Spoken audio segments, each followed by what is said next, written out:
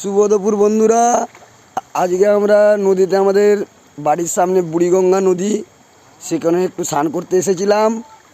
নদীটার স্রোত, জলের স্রোতটা একটু দেখুন। আর আমাদের এই যে হরিচালা, এখান থেকে দেখা যাচ্ছে। আর জলটা পুরো একদম কাঁচের মতো, অরিজিনাল। না দেখলে বিশ্বাস করবেন না, এটা পুরো গঙ্গার থেকেও পরিষ্কার।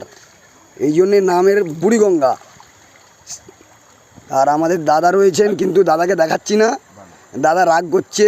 আমাদের বড়দা স্বরূপ সাঁতরা, কিছু করার নাই, সে আজকে বিরক্ত হচ্ছে, জানি না কেন।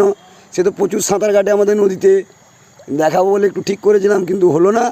একটু নদীটা দেখে নিন, আমাদের গ্রামের দৃশ্য, চারিদিকে শুধু সবুজ আর সবুজ। এই যে আমাদের হরিচালা, এটা আমি নদীতে স্নান করতে নেমে একটু ভিডিও করছিলাম।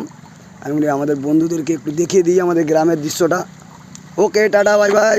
কেমন লাগলো বলবে, লাইক, কমেন্ট, শেয়ার।